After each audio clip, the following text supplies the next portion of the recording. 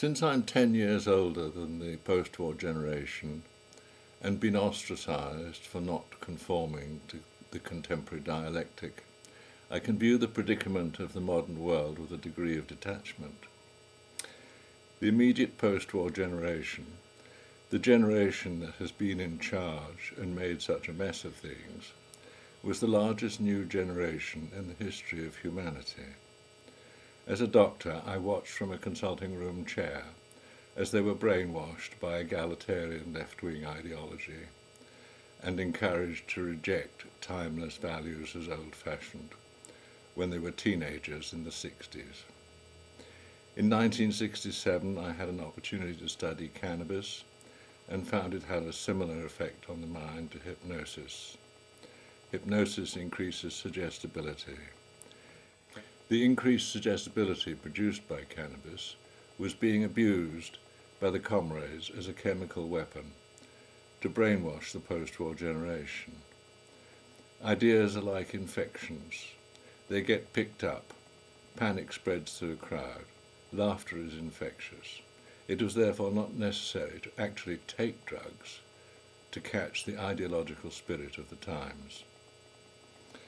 The weakness of left-wing ideology lies in the fact that it views people as the ultimate power on earth. But the most fundamental scientific observation that anyone can make is the world is bigger than people. Muslims call this boundless world Allah, and Allah translates to God. Scientists call it nature and study its laws.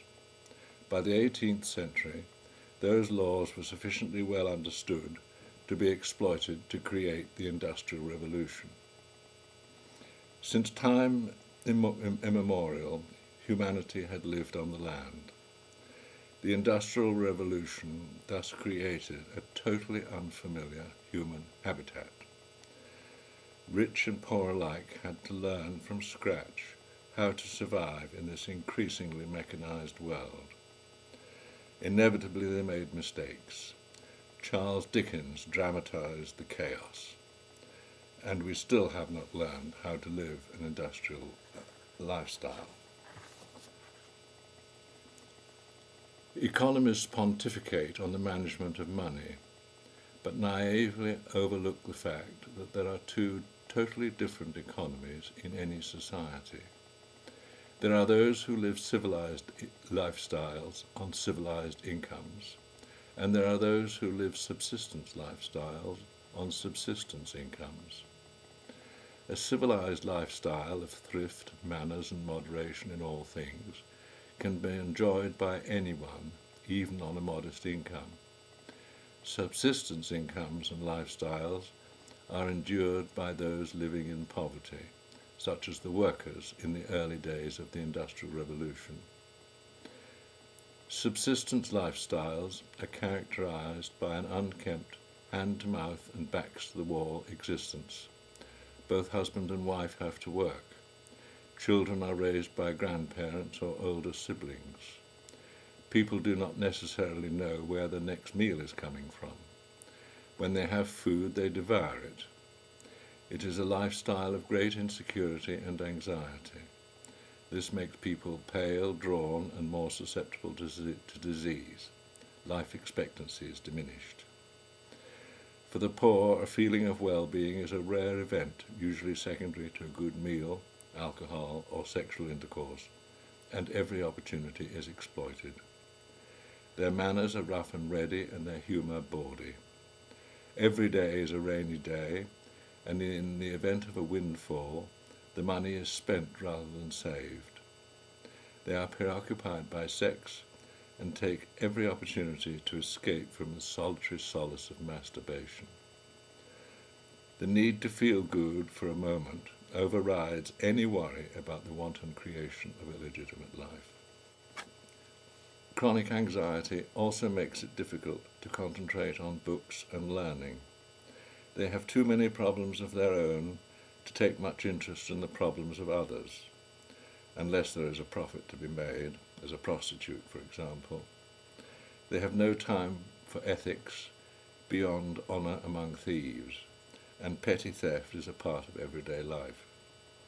They are too preoccupied by survival in this world and too familiar with hell on earth to be much concerned by the possibility of hell in the hereafter.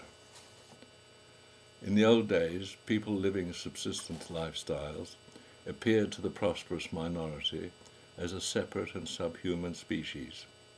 They were ostracized by cultural prejudice, which created a vicious circle of subsistence from which it was difficult to escape. This was the situation that spawned socialism. But over the last 50 years, subsistence wages have risen to civilized levels. The masses are no longer downtrodden, yet they continue to live subsistence lifestyles, indulging themselves at every opportunity, overeating and getting fat. I would submit that living subsistence lifestyles on civilized incomes lies at the root of the social and ecological problems of our times. Socialist dogma also holds that the genders are equal. In reality, they are complementary. In addition to reproduction, this is illustrated by the fact that while women, innately concerned for the welfare of their children, are very good at spotting dangers, men are better at seeing those dangers in perspective and assessing risk. The effect of living in the dream world of gender equality has been to encourage women to pretend they are men. They have abandoned their traditional role of domestic management. They have forgotten that there is more to housekeeping than washing dishes. Managing a home and raising children is like running a challenging business. There is cash flow to consider and a bottom line. By encouraging mothers to go out to work, domestic management has been neglected. Mothers return home as exhausted as their husbands. They have no energy or time to prepare fresh food. They resort to ready-cooked meals. So chaotic and inefficient is modern domestic management that it has been reported that 1/3 of all the food that is bought is thrown away. Moreover, fast foods are laced with all manner of chemicals. Since modern medicine still does not know all the biochemical reactions that take place in the human body, particularly in the brain, it is impossible to test all these additives, together with all the new drugs doctors prescribe, for safety. All one can say is that they do not kill. Their effect on the mind is unknown. It is possible that society is suffering from chronic food and drug poisoning, and that this is affecting behaviour. Tired wives and mothers have less energy to talk to their husbands and children, play, take interest in family and community affairs, and sedate those about them with mature maternal warmth. Little wonder if children become hyperactive and antisocial, and that marital separation and divorce are now commonplace. In the final analysis, the ecological crisis has been caused by millions of individual people. It will only be resolved when those millions take individual responsibility for their lives and learn to live within more modest means. For this to be successful, it will first be necessary to re-establish the business of housekeeping and manage it more efficiently. It is for women to take the appropriate initiative. I'm very sorry. Some of you will find this conclusion offensive.